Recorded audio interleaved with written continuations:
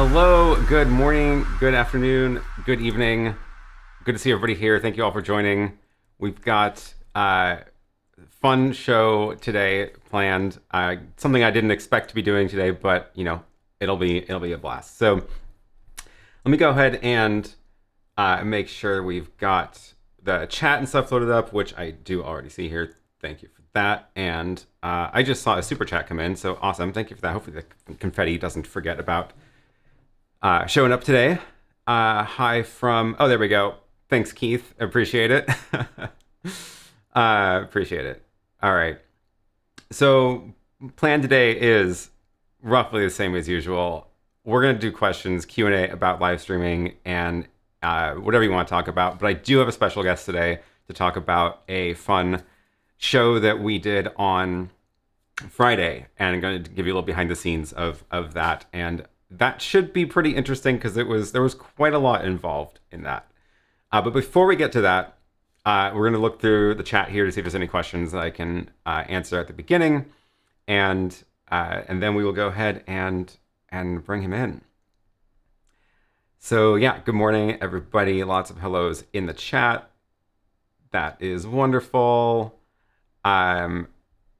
I see Trent from Tokyo. Thank you for joining very late your time. That's awesome. We don't get a lot of people from that part of the world normally at this time. And I actually forgot to turn on my light. So you got the gray wall today, and I guess for some reason this is showing up a little better than it normally does. I think I moved one of my lights, but that wall's been like that for a while. It's fun. Okay, cool. So there is one question here from earlier, I see. I bought the print myself version of the stand, but I wonder why the top bar and bottom bars are not included. Is it possible to get those files? So the reason is because the DIY version of the stand is designed differently. It's designed so you don't have to print the long pieces, which turns out very fragile and often fail in the like home printers if you're not like super well calibrated. So instead of risking you failing a bunch of prints with that, what I did is designed it with metal bars instead. So you go buy a aluminum extrusion, and then there's two little metal rods for the bottom. All those parts are linked in the description of that DIY stand. So, and if you can't find the if you can't find the actual products that I linked to for some reason, because you're in Amazon region that doesn't have them listed, the specs are there too. So like the what you actually need in order to the sizes and all that, those are listed there as well. So that's how you do the DIY version of the stand.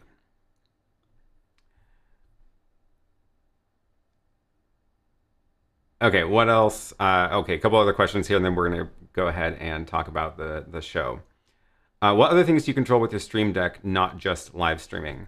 So the StreamDeck is, of course, the nice little device here I have on my desk. This is the XL, and I do actually have the mini one back here, which is connected. This one's connected to my computer, and then this one is connected to a Raspberry Pi. And the Raspberry Pi, it's dedicated to this controller, right? That's like basically all it does. And because of that, it doesn't control anything on my computer because it's not connected to my computer. So what I do with that one is it's primarily controlling the live stream. So it's mainly controlling the ATEM stuff, but I do also have some control of the lights in here as well. So if I go up a page or two, it's a little bit messy. You'll see, for example, I can turn off my, let's see what's going to show up. Well, back to my camera. I can turn off my hair light with a button, and same with those little bulbs.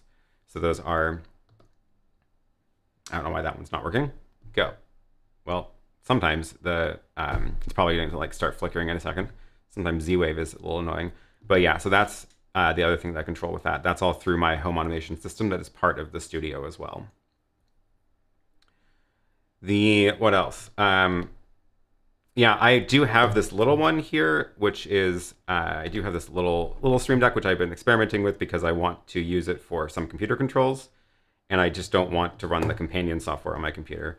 But I will say I haven't found a ton of great uses for it yet, although I am looking forward to watching Tommy Calloway's video because he just published the video about all the cool automations he hooked up on his computer, especially to do things like control the live stream chat window that I use for my chat that he also uses. So I'm going to dig into that very soon. Have you tested the Mix Effect app for your ATEM Mini? What do you think? I have been testing it. It is very cool. I'm actually hopefully going to have him, the creator of the app, on as a guest as well. Really excited about the super source animations stuff that you can do with that app. Probably not going to demo it today because I have too much other stuff going on. Actually, this gray wall is bothering me. So we're going to turn that light on. Good, it's the right color. How do you send out an email notice 30 minutes before your live stream starts? So it's complicated. I do a fair amount of programming to make that happen. And it's all kind of part of the automations I've been building up around my channel. So if you go to my channel's website, aaronpk.tv, you'll see things like, let me drop that in the chat. So you'll see things on there like the next live stream and an iCal link you can add to your calendar, a list of recent videos. This button should work. Nope. Don't pay no attention to the man behind the curtain.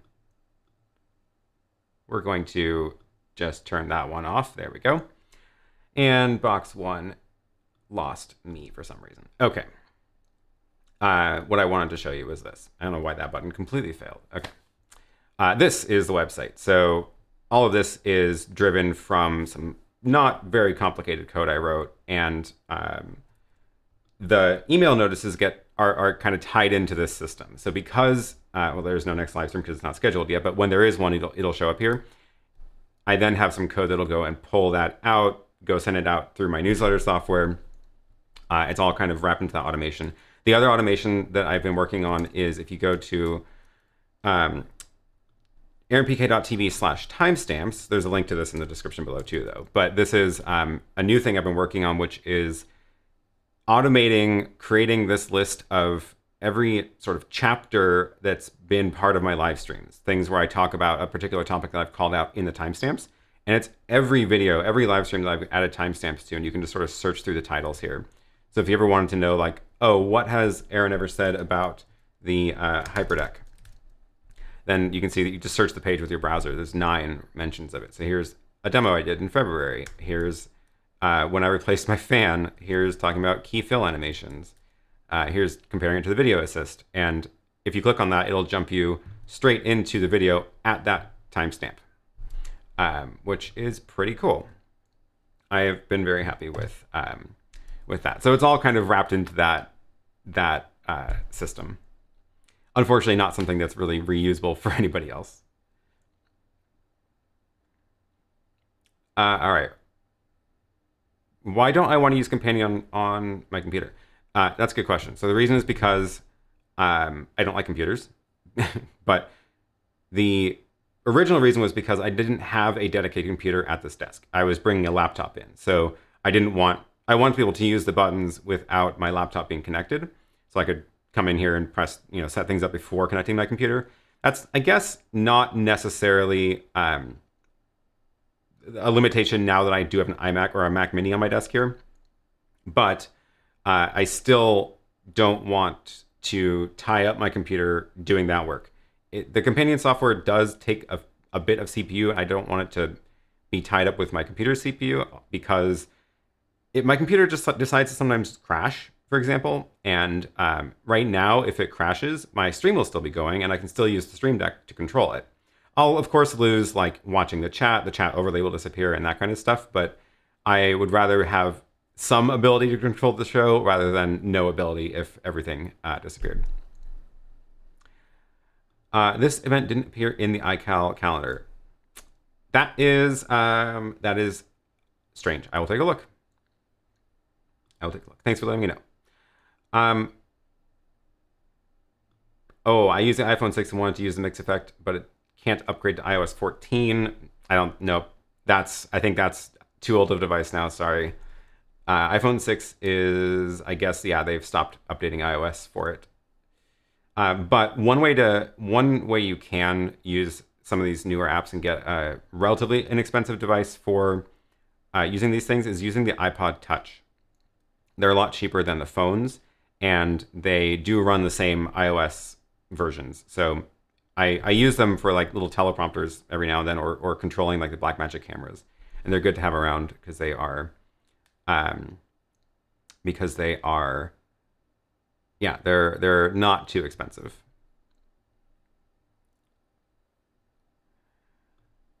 Where do you note things down we tell you during streams? Sometimes a text file on my computer, sometimes I don't, and then I forget about them. I just got my companion Pi successfully running and it works fine. Excellent. Okay. The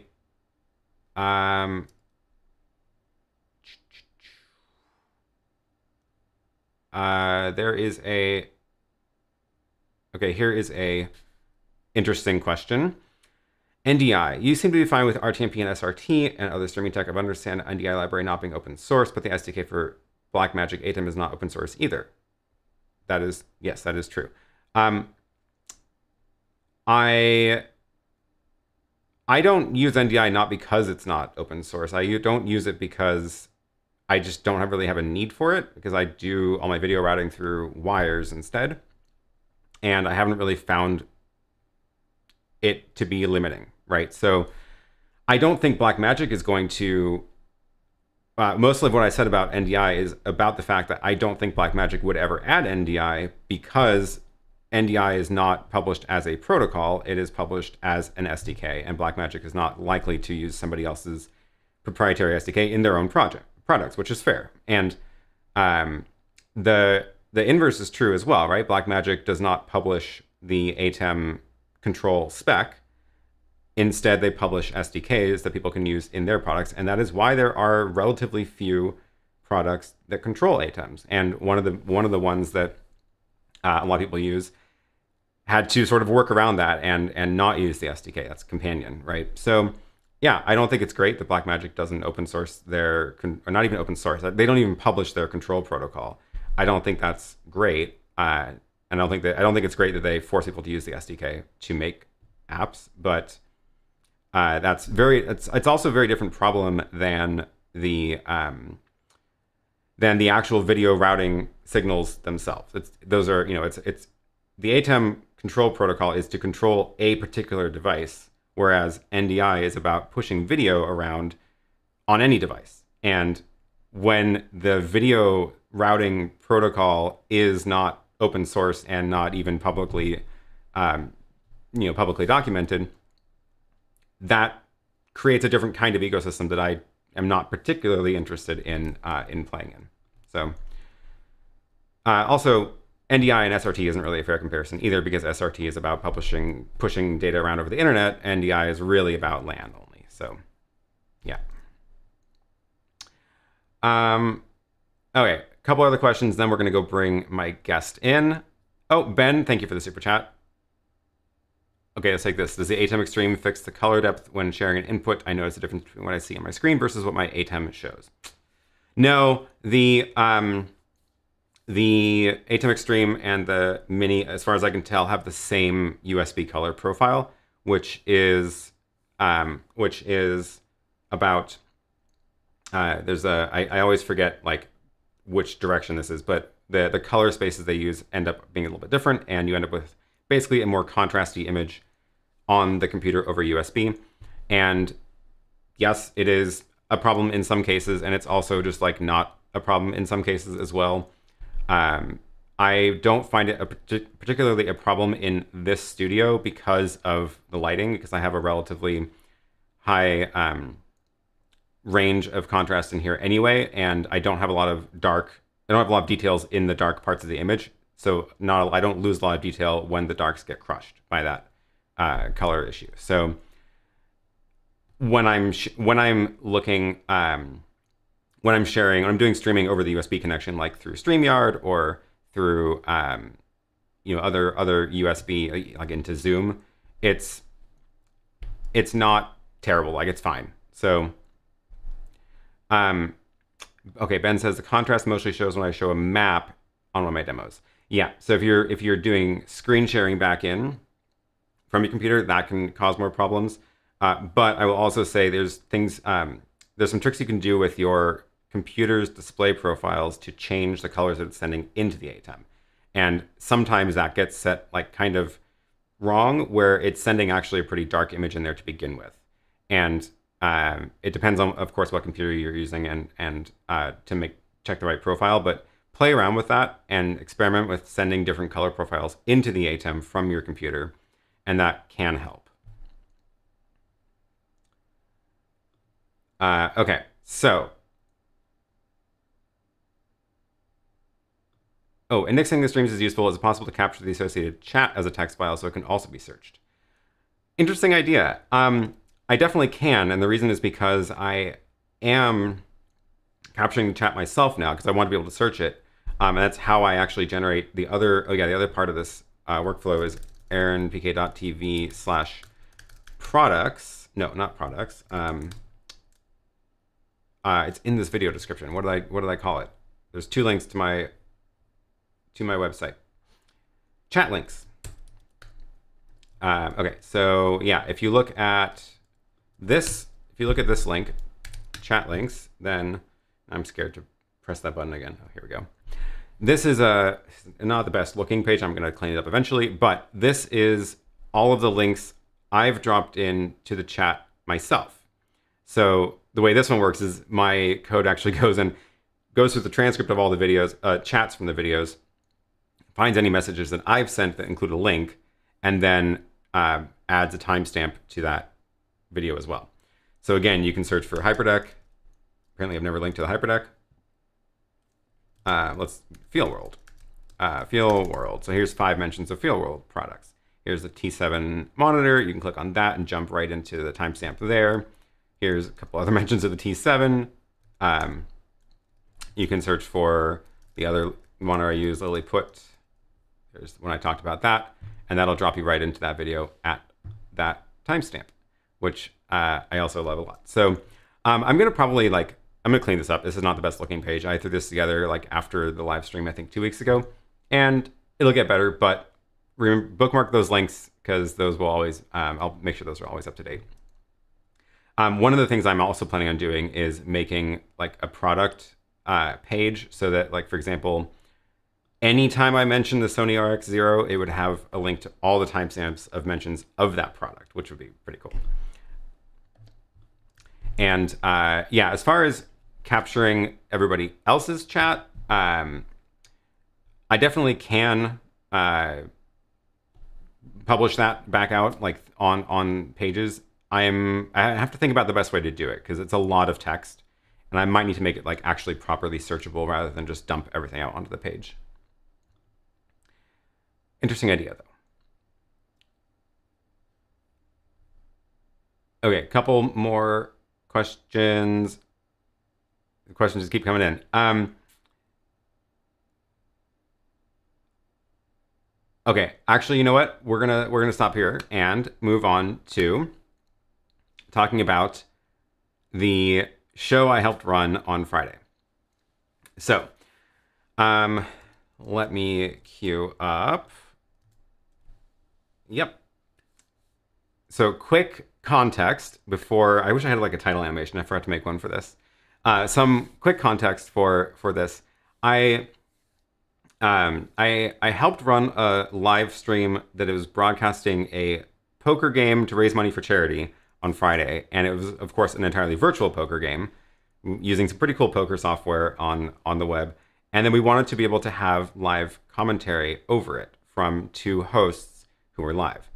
The problem with broadcasting a poker game live is that the players would be able to cheat by looking at the live stream to see everybody else's hands, because the audience should be able to see everybody's hands. So the challenge was, how do we time delay that so that the players don't have the ability to see each other's hands while the game is happening? So that's kind of the high level of what we were working on. But I want to bring in KmikeyM. He was the one who was running this conference on Saturday, and hosted the poker game and sort of organized everything. And we're gonna chat and talk about how that was all put together and how he was able to run the conference on Saturday as well. So, with any luck, when I press this button, KmikeyM will appear on the screen. Excellent. Hey, it worked. Go ahead and introduce yourself. Hi, I'm Mike. I run KmikeyM, which is a strange project that we don't need to get too into the details of. But I do an annual conference, and this year we added a charity poker game the night before, and I would not have been able to do it without Aaron's help. Yeah, cool. So let's talk about what your goals for the game were to start. Yeah, so I've had a group of friends play a weekly poker game kind of all through the quarantine times, and we discovered this web-based poker app called PokerNow.club. Allows you to do a really interesting thing, which is to see the whole cards of all the players. So if you've ever watched like World Series of Poker, when they have the little camera that like can kind of like peek at the players' cards, that's a really weird feature to build into a poker app unless you're trying to broadcast a tournament. And I was like, immediately was like, oh, we have to use this at some point. So that was kind of the idea started there. And then, yeah, we had this idea to do a charity poker game that we could broadcast. And immediately the two problems is, number one, it's very boring to watch poker, so we needed to add hosts. And then number two, it was like, how do we prevent all the players from seeing those whole cards? And so, yeah, the idea that we came up with was simply to do it, it's live, but on a 15-minute delay, so that by the time, if just in case any of the players were watching, there'd be no advantage to seeing what happened in the past. Yeah, so we originally had come up with a plan to essentially delay the entire broadcast, right? The idea was we would have the hosts watching the game live and commenting on the game live, and then that was all in StreamYard. So we could screen share the game into StreamYard, bring the hosts into StreamYard using the very easy tools that StreamYard provides, and push that into something that would then delay the broadcast. And then the viewers will be watching everything 15 minutes later. And we had that whole thing set up. And then about an hour before the show, as we were getting the hosts in and getting everything actually set up for live, we had already done dry run a few days before. About an hour before the show, Josh says, wait a second, there's a problem, because if the viewers are watching us 15 minutes delayed as hosts, we're not going to be able to interact with them in the chat. And I was like, oh, that is an excellent point. What we actually need to do is have the hosts live and only the game is delayed. And meanwhile, it's like hours before we're supposed to start. And it was like, okay, how do you quickly reconfigure all of that? Yeah. So after going through the whole setup of just getting this working, I was then like, okay, well, the pieces are all there. How can we reconfigure it to push the game into StreamYard on a delay? That was what we needed to do, because then StreamYard could push live. So I remember as we were having this conversation, me, you, and Josh on a chat, I remember you just doing this. And you could kind of like see the gears turning, and you're like, "This is possible. I can figure this out." All the like you said, all the pieces are here. So yeah, I'm curious to see it, kind of like all laid out from your perspective, because I also had multiple setups as we were kind of co-producing this thing. Like the players were in a live, live to them Zoom chat that I was also using to like quickly check in with them. And then it was like through StreamYard checking in and being like with the hosts and giving them kind of like updates, but just having to remember that there was this 15-minute delay. So like a player would come out and you wouldn't want to give that away on the sort of like what was going on. Yeah, right, it's very strange. So, okay, so I want to go through this and kind of share what it actually took. And I want to I want to start with, let's see. I want to start with talking about just the part that delays the stream. So I can draw that out. The part that what we needed was just a way to be able to delay a stream at all, right? And normally with RTMP, you end up with like 15 seconds, depending on how many things you've got hooked up and how it works. You can get it down lower if you want to, but getting it more than that isn't really possible using just the tools that are provided with the RTMP tools. And oh, Simon's asking why 15 minutes? That seems longer than needed. Well, I think we originally were going to do 5. Do you want to? Mm-hmm. Yeah, you want to answer? Yeah. So basically, there's 10 players, and there's a clock that each player has as far as like how long they have to make to take their action, and they also have a time bank of extra time that can reset. And so we just wanted to be sure to cover the incredibly unusual case of if everyone took their entire amount of time plus their entire time bank times 10 players. And obviously that wasn't going to happen, but it was kind of a better safe than sorry. And I believe from Aaron's perspective, there's no difference. Once he figures out how to do 10 minutes, he knows how to do 15, 20, 30, whatever. Yeah. So we were just like, let's go better safe than sorry. Yeah, that makes sense. So yeah, I think we originally had done 10, and I was like, well, yeah, once we've got the system to delay it, it doesn't really matter what the delay is anymore, because then the only limit is really disk space, but it's not even that big of a file. So, okay, so what we ended up doing to do the delay, the problem is that with only RTMP, you can't really add that much of a delay unless you start chaining in all these Raspberry Pis together or whatever, which would be silly. And we need to broadcast it. We're not broadcasting it entirely on a delay. So like with the one I did for the Octa Developer show a couple weeks ago, or I guess a couple months ago, that was a like 90-minute Zoom that I was able to record. It ended. I could take the SD card out and play it back later. Totally delayed, right? And that's also different, because what we needed to do here was be able to play it while it's still happening, but just play it back slightly delayed. So like it would actually be very easy to do this with physical tape. If you were recording on the physical tape, right? You just get a giant spool of the right length, and you run it through a recorder on one end, and then loop it around a thing, and then play it back on the other end, and you would just have a literal tape delay. And that would be very easy if we were doing this with any kind of tape format, which we are not, obviously. So we had to basically recreate that in a digital way.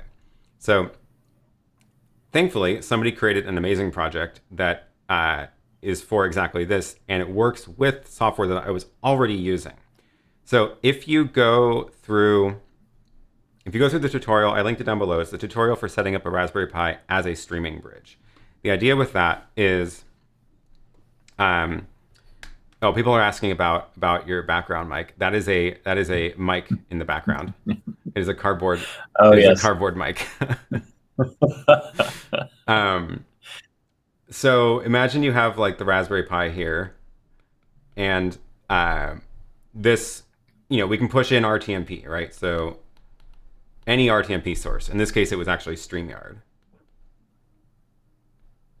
Well, that's what the original plan was going to be push StreamYard into there.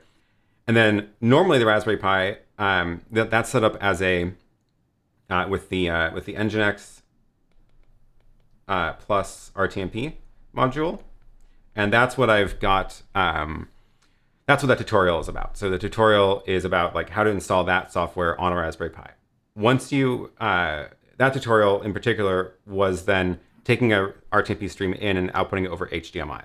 But once you've got that set up, there's a lot more things you can do with it, including using it as a restreaming device. So you can say, take this RTMP in and then push it to another RTMP out. And the RTMP out would be only slightly delayed. So what we actually need to do was basically record the stream instead. So we configured the Raspberry Pi nginx RTMP module to record to disk. So then any RTMP stream that gets fed into it will be recorded onto the hard drive in just a file of the data that's coming over RTMP. Then the trick is, how do you play that back out on a delay? And that's where this other piece of software comes in, which is, let's see, I've got the link to it in the description below. It's called RTMP Stream Delayer, and it is, oh, that's not going to show up right on the screen. It's cut off. The RTMP Stream Delayer, now that's in the timestamps for searching later. That software will basically take a recording that's on the disk, wait a certain amount of time, and then push it out over RTMP. So there's there's a hard drive on the Raspberry Pi, and then there's that delayer module, which then pushes it back out over RTMP. So that was the key to getting this thing to be delayed. And this was the original. And so, oh yeah. Yeah. So that, and so on my laptop, I created the host of the game, and then, right. And just thinking of the hardware sides of like where that StreamYard. Oh yeah. So I didn't want to get there yet. Oh, okay. Okay. Yeah. So hold off on that part. So the original plan, this was the original plan, was we're going to mix the whole show in StreamYard, however that works, and then push that into this delayer, and then push it back out. Chris says, I'm surprised a Raspberry Pi can handle that much of a buffer. I mean, it's actually not that much data. It's a couple hundred megabytes of a show, right? Like, Mike, you downloaded the recording afterwards from StreamYard, right? Yes. Do you remember how big that was? That was for the full, like, actually. How long was it? Like 2 hours, 3 hours? Yeah. And it was like a couple of gigs, maybe. Yeah. Yep. Exactly. It was a couple of gigs. Yeah. So like, I have it somewhere on this computer. But throw a 64 gigabyte SD card in there, it'll be fine. It's not doing that much work, right? And the only transcoding that's being done is one. There's only one transcoding piece happening. It's only the pushing back out the RTMP feed, because that's actually using FFmpeg, and that actually may not even be retranscoding. It might just be copy, because it's already coming in the right format. So it's not actually that much work going on the device, and it's just using a hard drive as a buffer. So, okay, this was the original plan, to delay the entire stream. The problem was that this would not be live with the audience. So the hosts in StreamYard would be, the chat would be 15 minutes behind, basically. They'd be 15 minutes out of sync. So instead of StreamYard, we don't want to push StreamYard into that. So what we want to do instead is use the delayer, because this was already set up. We want to use the delayer to delay only the game. So we want to push the game from the game website into here over RTMP. So that lets us use this delayer to delay just the one piece we need delayed, and then instead of let me put this label down here. Let's see, RTMP. Instead of pushing, this is where it started to get a little complicated, because what we need is that to go into StreamYard, but StreamYard doesn't have an RTMP input. It's just about video sharing, right? It's just about like bring a webcam in, bring a screen share into the stream. It doesn't have a way to input via RTMP. There is a different one. I think it's Lightstream Studio, which does have an RTMP input, but it was far too late in the process to change to a different streaming platform, especially because that was actually Mike controlling it, and it did not want to throw a new interface that late in the game. So the problem was, how do we get StreamYard into this? Or how do we get this RTMP feed into StreamYard? So, okay. Well, we've got the game. We need to get the game first into the Raspberry Pi. That was relatively easy because, let's see. That one was, I need to actually pull up my my photo of this, because I have a photo on my iPad of the whole desk. It's actually going to help me remember how this worked. So this is what my desk looked like for the stream. it required 2 different laptops. So the what was I using for, oh my God. Oh, right. I was using the ATEM Mini. Okay. So this one over here, this little tiny laptop, this was the one that was joined to the game's website as a spectator, and that was the one that had the special power to see everybody's cards. So if you look up in the, I don't know if it's actually big enough, but you can see all the cards from all the players up there, right? So that computer was plugged into the ATEM Mini, where it saw the ATEM Mini as a second monitor. So I can share the second screen of that tiny computer, 12-inch, had a second monitor, which is that monitor up on top, which was the ATEM. So then I was able to use the ATEM Mini to encode that game into an RTMP signal. So that is what pushed into the delayer. So the only video feed that was sent into the stream delayer was the just that game that I'm looking at on the ATEM Mini monitor. So that is the part. I don't know why I accidentally scribbled that out. So the game's going over here over RTMP, thanks to, this was actually the ATEM Mini. So its only purpose was to push the game video into there. Cool. So then I need to shrink all this to make more room. Okay. Great. So next step is we have to get the delayed stream into StreamYard. So StreamYard's up here. Go ahead. Can you do just a quick add-on of that diagram of like the laptop to the ATEM where the game is going? Because I don't want to forget that part. So that is HDMI. Yep. Okay, so that is that's a laptop. It's a great laptop. I'm a great artist. So StreamYard is where we were mixing the whole show, right? So we want StreamYard to have the 2 hosts and the game. 15 minutes delayed, minus 15 minutes. So this RTMP feed down here now is already delayed. So now we need to get that into StreamYard. So that was my second laptop. It's always hard to talk about this stuff because you start talking about these different time delays in these different ways. And so, yeah, the idea of having the game on 15 minutes delayed, but then streaming it, live to StreamYard, with the 2 hosts live. Yeah.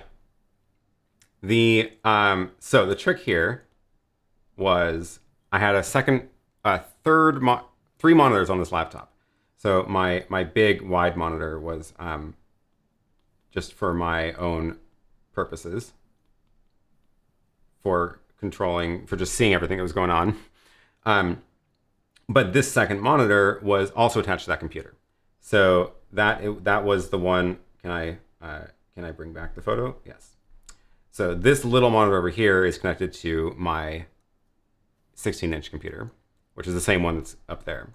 And what's going on over here is actually I needed a way to basically view the RTMP stream that's being delayed on that monitor.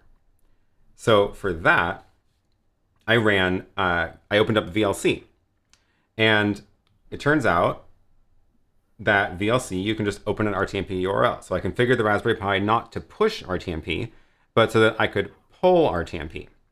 So what was actually happening was RTMP into the laptop playing over VLC, which is just a video playing program. So I was able to pull that feed in and then just full screen it on that monitor. Once it's full screen on the monitor, I can share that monitor into StreamYard. And that closed the loop. So that monitor was shared up as just screen sharing into StreamYard. It was quite the little chain of events going on there. So, logistically, we started the poker game 15 minutes before the kind of official start time. Yeah. So that the feed of the poker game with the host would start at 7 p.m. So at 6:45, the players start. The show starts at 7. So start the players. Stream's not live yet. Players are playing. Nothing's happening publicly. Right around at 7 o'clock, we're like, okay, here we go. And we had this all queued up in StreamYard. And then, they just suddenly start the game. And because they're just like, it happened 15 minutes ago. And that was kind of a surreal thing to watch of like, we're seeing the past, but not that long ago. And we can't change it. We can't control it. Like whatever's happened. And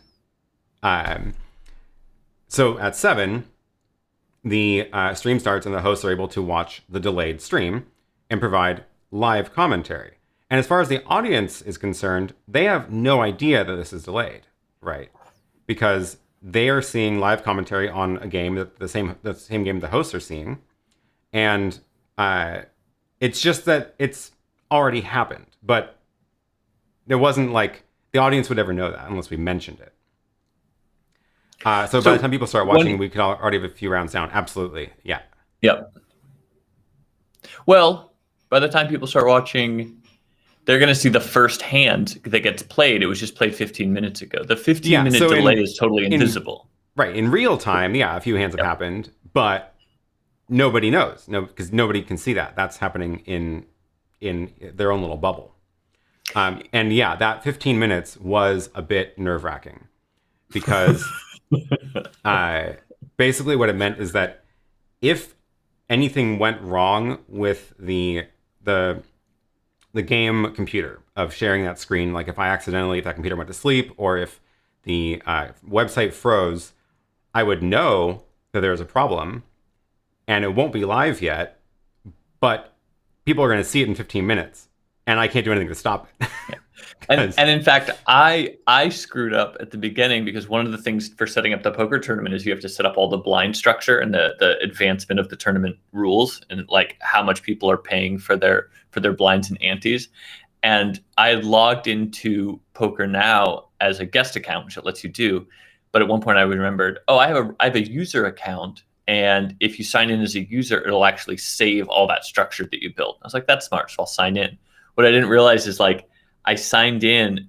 I was trying to be careful, so I opened up a second tab, signed in over there, but then that added me as a separate user. So now I was signed in on one tab as a guest, one tab as my logged in. When I closed that tab as a guest, that tab was the admin and host of the game. And so suddenly I'd lost the ability to even like allow players in. And I had to rapidly recreate the whole thing under my hosted account. And that could have been a delay on our 15 minutes. Yep. So, okay. I think that covers the loop on the delay mechanism. I saw a comment in here. Chris says, you could have just used VLC DVR plugin to record the game and play back the recording to output to the ATEM with 15-minute delay. That is good to know. I didn't know there was a DVR plugin for VLC. Maybe next time I will do that. You have to remember that originally the plan was not to use VLC at all because it was going to be just StreamYard into the Raspberry Pi up to the website. So it was super straightforward. It only got complicated once we realized we needed the input into StreamYard to be on a delay, not the entire stream. And that was only an hour before the show. So I was not about to go and try things that I didn't already know worked or existed, for example. So next time, I'm sure there's a better way to concoct this whole mechanism. And I will look into that for the next time. But even still, I was not happy about using VLC because it felt very fragile, right? Because I am pulling in a feed and then full screening it and screen sharing that into StreamYard. I would much rather have a more direct path for that video signal. But I was just like, what are the pieces that I have here that I know work? So with more planning, I might be able to come up with a better solution for that. But it did work. It did work. That question in the comment about the benefit of the 15-minute delay over the recording the whole game, it's something that actually I was just thinking of myself as we were as you were talking about. And I think for me, I think there's two advantages. One is I think you lose some energy if it's pre-recorded. And two, we were able to bring the players that that busted out back into the feed as guests. That's the key. So 15 minutes later, which was really fun. Let's talk about that. So because that is really, I think, the main benefit of doing this. So what this let us do was, let me zoom out again. You have to remember this whole time, there's this totally separate Zoom going on over here with the actual game and the players. And the players are all in here connected to Zoom, and they're watching the game on Zoom. Or was there a screen share in Zoom, or was it just the video chat? No, they're just watching each other so that they can chat as if they're around the table. Yeah. And then the game website, they're all logged into the game website over here as well. So that's happening, and that is the plus 15 minutes, right? They're 15 minutes ahead of everything. And what that meant is that as somebody got eliminated, they could pop over into StreamYard and be interviewed, which is very cool. And they will have been just off of the game, right? So the trick is that they're coming from the future if they do that. So when they get eliminated, the hosts don't actually know they've been eliminated yet. So because it's happening 15 minutes ago. There's probably a lot of tension building up of like, oh, something's going to happen soon. We can see someone's getting low, but it hasn't actually happened yet. So eventually, we can bring them in. And Mike, you were controlling that, right? You were coordinating moving the players into StreamYard. Yep. Here, I'm going to send you a photo of my much jankier setup that I excellent. had. Yeah. Do I mess because I had a okay, 1 second. Where did that go? There you go. Because I had a Zoom on my iPad set up so that I could keep kind of like, I just had the volume down because I was headphones listening to the host. And so I would like, peel a headphone off, crank up the volume on that iPad and be able to like quickly chat, interrupt them and be like, hey, I'm going to send you guys a link to, to the invite and then turn it back down and pay attention again. But managing that 15-minute delay between the like kind of what was happening and what had happened, it kept messing with my brain the entire evening. Plus, there's a slight delay too to the live stream, right? By like 30 seconds or so, yeah. 30 seconds, yeah. But then, so I was also trying to like, keep an eye on the chat and those things as well. And that was also just another slight kink in that. Yeah, so in this photo, the one in the bottom right corner is your iPad on the Zoom with the players. So you were able to see the live players chatting, talking, which is 15 minutes ahead of what's happening in StreamYard, which is up in the top left. Right. So the StreamYard is showing the delayed stream from the game. And yeah, I'm having to manage bringing people over at the right time. Right. And then on my laptop, I had the live stream, but I also had kind of behind that Slack window is the live game. So I was also keeping an eye on like who is in and who is out live to kind of know who to queue up next into the stream. Right. And when it was okay to like, exactly. So that was one thing of like, I had to kind of keep track of what was going to happen 15 minutes in the future, as well as what was currently happening on the stream, because you didn't want to bring someone in before they were out. Right, exactly. So you were kind of the director of all of this, of like managing what the viewers are seeing on the stream, and having to time bringing in the guests at the right time to make the viewers have a good experience, right? Right. Which I feel like we were sort of co-directing that since we both had admin controls in StreamYard. Right. Yep. Yeah. So that was. Let's see. What else is? What else did I? No. Yeah. I think that's about it for the diagram here. I guess some things that are not included in this are like, the fact that it's I guess it's not terribly relevant because StreamYard makes a lot of this stuff super easy. So not sponsored, by the way, but they are great. And I really enjoy them. And I really like that I can just like throw StreamYard at somebody and they can figure out how to run a live stream with basically no training and very little practice.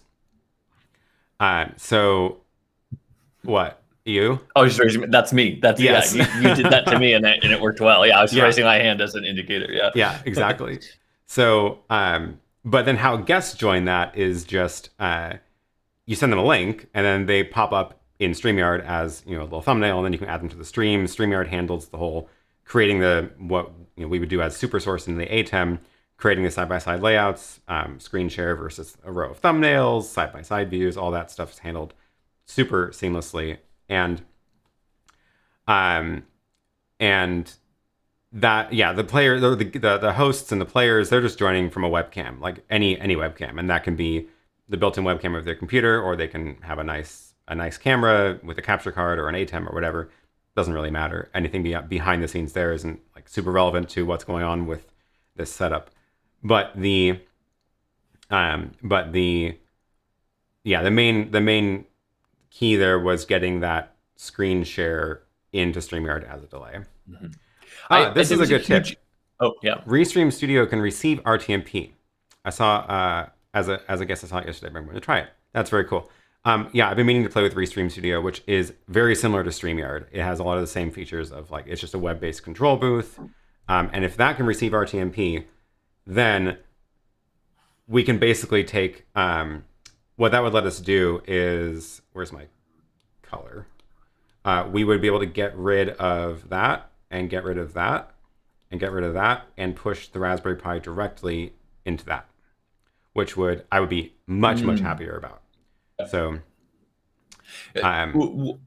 one thing to add to this too is that we switched over where people were watching the stream. That was also a little bit of a last minute change that you made, right? When we switched from the service that's running the live.KmikeyM page. Yeah, and that's a good point. And Simon actually just asked this. What was the end output of and streaming platform? So StreamYard pushes out to any RTMP, and it has built-in support for YouTube and Twitch as well, because it can go and pull comments from that too, which is super neat. But it can also just push to any RTMP server. So what we did was actually we had it was a system I built a while ago, probably nearly a year ago at this point, using nginx plus the RTMP module, and that was. Again, it just takes RTMP in, it writes files onto the disk, it does the HLS encoding, and you set up a JavaScript player to play that. And that was hosted at live.KmikeyM.com. So that's on. We should have co-streamed this on live.KmikeyM.com. Oh yeah, that would have been fun. Oh well, next time. So live.KmikeyM.com. And that was set up originally with just totally custom HTML and JavaScript that I wrote. I even wrote a little chat platform for it, so you had a little sidebar with chat. And then over the last year, I discovered OwnCast, which is somebody basically creating that kind of experience of self-hosting a live streaming system, but it's written as like an actual app with real deployment instructions, and it's super easy to configure. You can get it running on a VPS or on a Raspberry Pi or on whatever you want. And it's all just it has chat as well.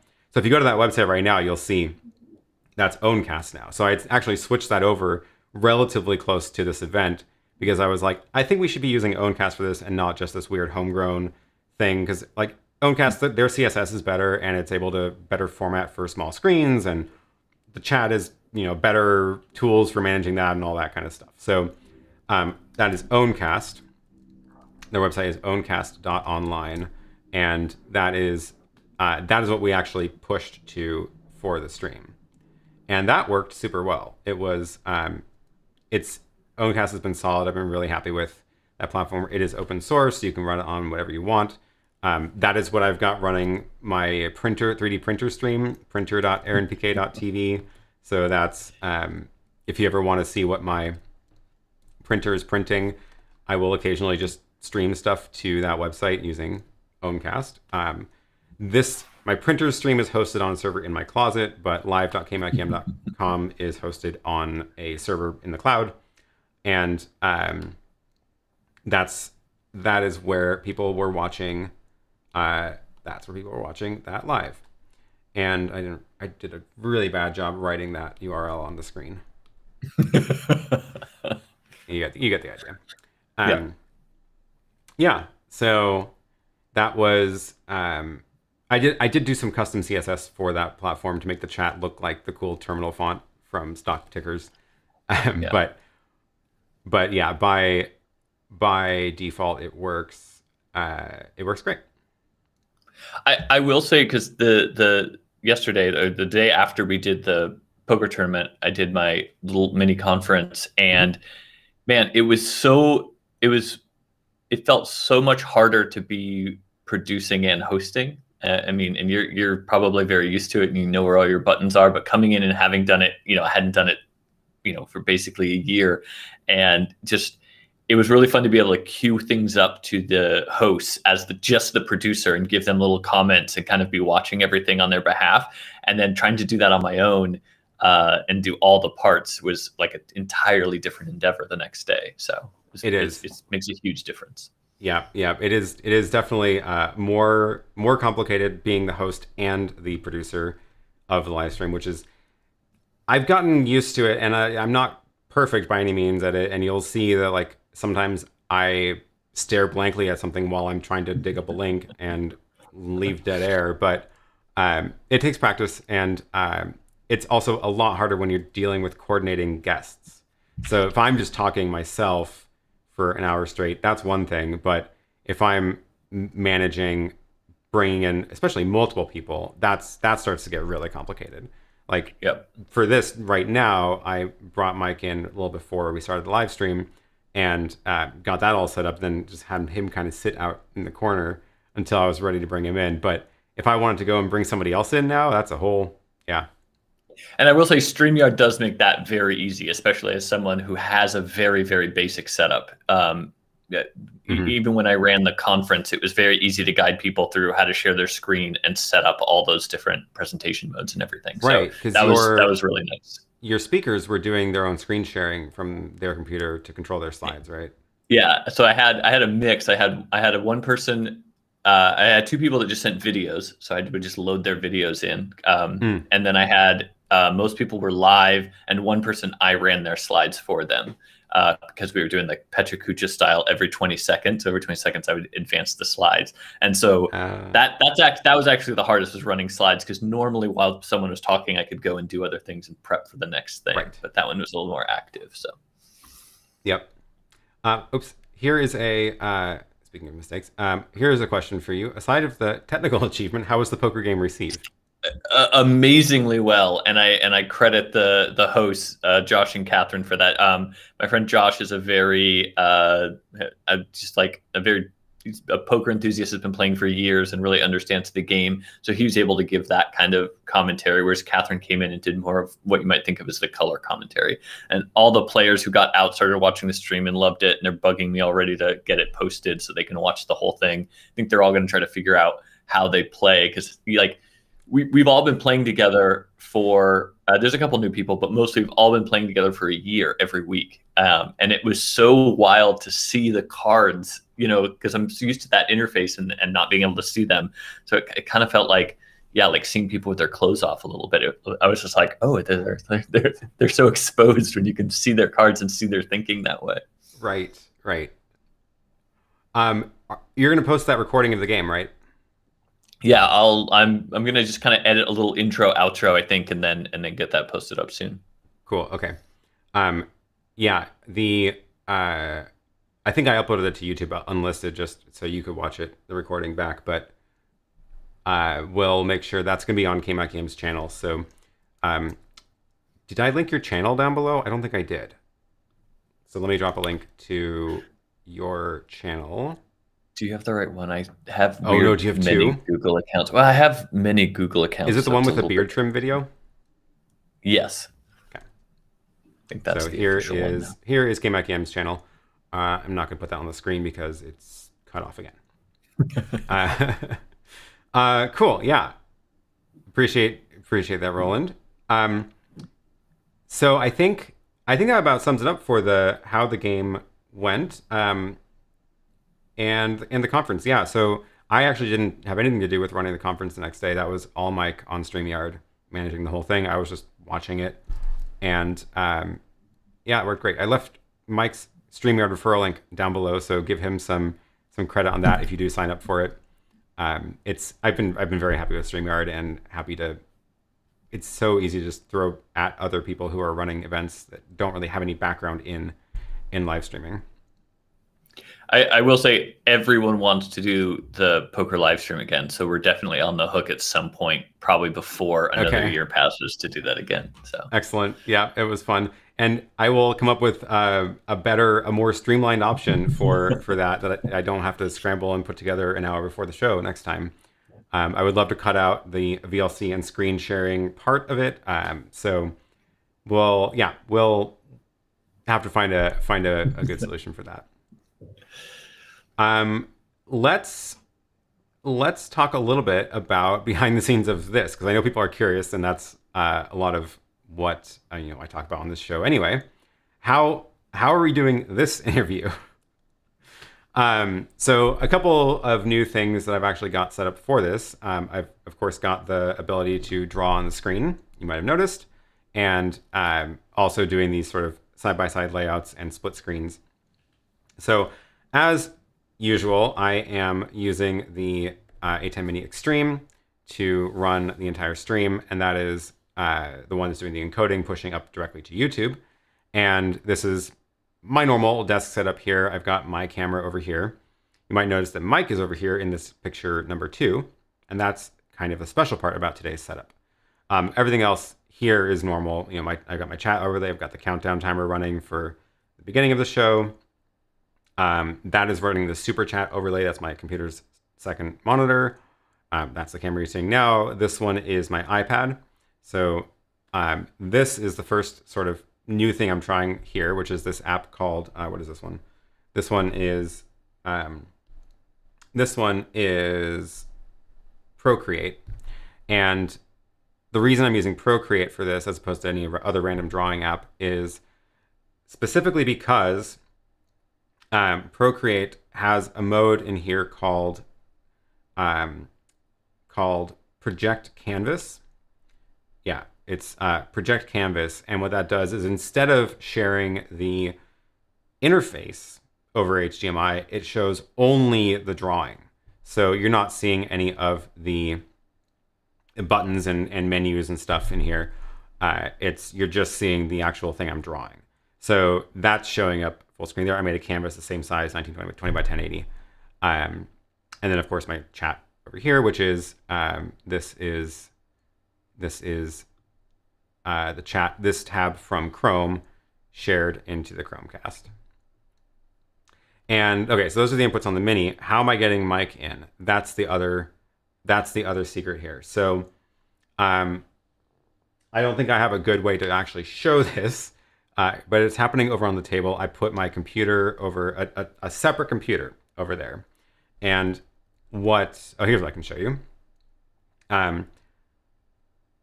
Can I, is this gonna break? It is gonna break if I push that, isn't it? Oh no, it worked, okay. Oh, I lost myself. I lost myself in that box. Okay, so what you're seeing here is obs.ninja. I decided to give this a try.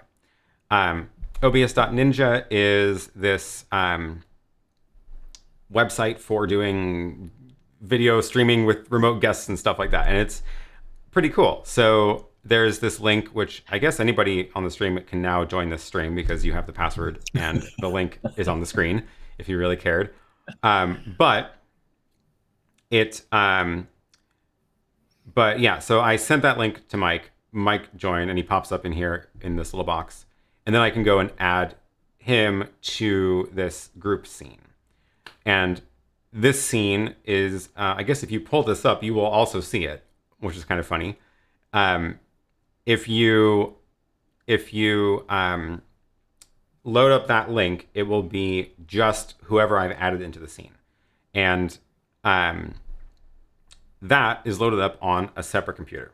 So on my desk over there, I've got a separate computer with this link pulled up in my Chrome browser, which is full screen, and that's running into the ATEM. So that's happening on a totally separate laptop. I don't have enough.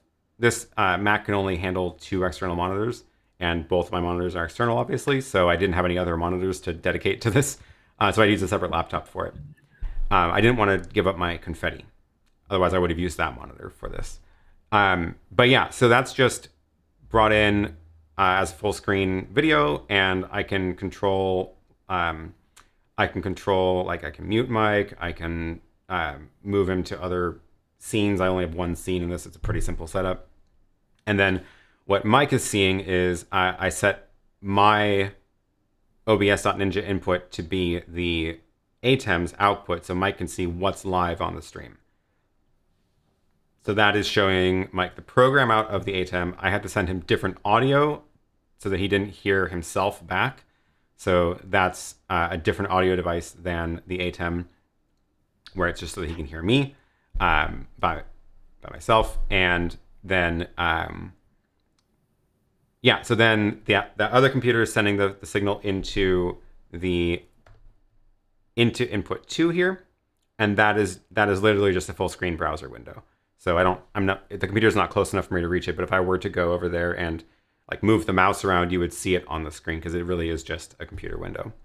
And as I'm sure you know, I'm not a big fan of using computers for these. I like to do everything in dedicated hardware, but sometimes it is just a lot easier, especially when we're talking about getting remote guests in over the internet. Because again, as far as getting Mike in here, all he had to do was open up a link and share his webcam into that browser tab, and then it just works. So there's no setup to it, which is a lot nicer than having to send a guest instructions about how to configure an ATEM Mini Pro, for example, which would be the alternative. What is the audio setup? So I'm using my normal audio microphone up here, just out of frame, running into my camera, which runs into the ATEM. The trick with sending different audio back to Mike is I actually have a second capture card plugged into my computer. So if I, in my OBS setup, it's video is the ATEM, audio is the other capture card, and that capture card is just my camera. So it's my camera fed directly into the capture card. And I'm not thrilled about that. I would much rather have that feature available in the ATEM Mini itself. Like what I really want is, yeah, what Andre is saying is I want a mix minus feature in the ATEM Extreme so I can choose to remove my camera audio from the USB audio mix, because then I could use the one device. And the other reason this works is because of my video matrix. Because you might notice that my camera, I just said, my camera is plugged into a capture card on my computer, but it's also obviously plugged into my ATEM. And that's happening because the camera is actually plugged into this, which sends 2 copies of it back out. And everything else in here is the same, where this monitor is not plugged into my computer, it's plugged into this. This monitor is not plugged into the ATEM, it's plugged into this, and I can route the multi-view, so that's why we're seeing 2 of them. So that's how I'm cheating and getting a mix minus by, it's actually not a mix minus, it's just my camera audio. So in the beginning, when I had the countdown music playing, Mike wasn't hearing the music because it wasn't the program audio, it was just my camera audio. So it wasn't ideal, and this wouldn't work, this wouldn't quite work with multiple guests in the same way. I would have to do more hoops to make that work. But obs.ninja can also do a lot of the like audio mixing itself as well for guests. Roland says you should be able to leech sound off of the ATEM USB for your chat software rather than using a separate capture card. No, so because the chat is on my computer pushing to a Chromecast that's plugged into the ATEM. But I need, the ATEM only does one audio mix, and I have no way to get the ATEM's audio minus my camera. It doesn't do mix minus. So best I can do is grab my camera audio from somewhere else, and that's why I need a second capture card. Yeah, we're all looking for the mix minus. Keith says the Rodecaster Pro has USB mix minus, and yeah, I know a couple of other audio devices do as well, and I've been thinking about setting that up. It would be a pretty big change from how I'm doing audio in here normally, because I would have to I would have to sort of forget about audio mixing in the ATEM entirely and do audio mixing only in the in that external mixer. So yeah. Cool. Yeah, bypassing the entire Fairlight on the ATEM, exactly. All right, well, let's let Mike go so we don't have to take up any more of his time. Oh, can you tell me what mix minus is? Yeah, so the thing that people were trying to figure out is if I sent you the audio that is streaming to YouTube, you would be hearing the full audio mix, right? You would hear my voice, and you would hear your voice. And my voice, right. And what I need to be able to do is send you everything that I'm streaming to YouTube except your voice. Got it. That makes sense. Mix minus myself. Mix minus some X, minus whatever it is. Because when you have more than one camera or more than one guest, you need then a bunch of different mix minuses. Minus whatever is the one from their video. So I would need a way to have two audio mixes in the ATEM, which it does not have the ability to do in this ATEM Extreme. So hopefully at some point Blackmagic can add that, but I have no idea if it's something they can do in hardware or software. So who knows? The other way to do this would be no, that's actually not going to help. Rogue Amoeba isn't. So there's a software versions of this kind of stuff you can run on your laptop as well, where you can create virtual audio devices, which can do some pretty cool tricks. And I've used those for some other kinds of things as well. I don't even think I can remember the last time I used it was actually only last week, but I don't even think I can remember enough about the setup to describe it well. But it lets you create virtual devices that you can grab inputs and outputs.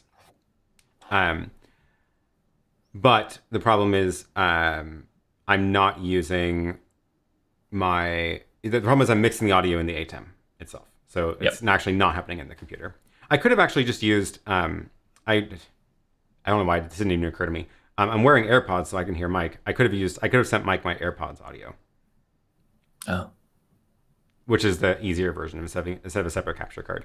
But I'm sending him the better mic audio, although it's not even the program audio, so I don't really gain anything by doing that. Yeah. It's very weird since you can select a headphone out. Surely mix minus must be possible. Right. I did forget about the one different audio mix that the ATEM Extreme can do. Now they added the headphone jack. You can choose one of your outputs to output over the headphone jack. It's not quite the same as a mix minus. So that I could have used that in this case of going out of the headphone jack into my computer's line input audio device and sending that to Mike. And then I could choose the solo camera audio from input 1 to send out the headphone jack. The headphone jack does not let you send multiple audio tracks out of it. So that's the limit there. It's not quite a real mix minus, but it is a separate audio mix technically. Use the Blackmagic constellation. If Blackmagic sends me their $10,000 constellation, I will. Yeah. I'm not about to go and buy that one. So, All right, cool. Thanks for all the questions. I think that's about wraps it up. Let's let Mike go, and I think, and then we'll wrap up really quick here. So, yeah, thanks for joining. Mike's website is linked down below. Make sure you go sign up for his mailing list because he'll blast out the link to the poker game once it's posted live, and hopefully you can join the next KmikeyM shareholder conference as well. Thanks so much, Aaron. It was really fun. Can't wait to do it again. Yeah. Thanks for having me on today. Awesome. Okay, so yeah, we'll just wrap up here really quick. And thanks for all the questions. That was super fun. And hopefully you learned something today. Hopefully you learned how to. Oh, thanks for the super chat, Darren. I appreciate it. Hopefully this gave you some ideas of how to improvise, because this was definitely not, like, again, not my ideal wiring of how this all was going to work, but it did work, and a lot of little pieces, building blocks that I've been working with over time to make that happen. It was a lot of fun, and I hope we get to do it again. So yeah, make sure you are subscribed here. Give this video a thumbs up. I'm actually going to be live on Petra's channel, Tech Condo, very shortly. So I left that link down below. Click on that link. We'll be live in about 90 minutes over there, and I'm going to talk about the ATEM Mini Extreme. So we'll talk about the Extreme stand that I designed. So we'll be over there live shortly after I've had a chance to grab some food and maybe some more coffee, and that'll be a lot of fun as well. So see you over on the Tech Condo channel shortly, and with that, have a great rest of the day.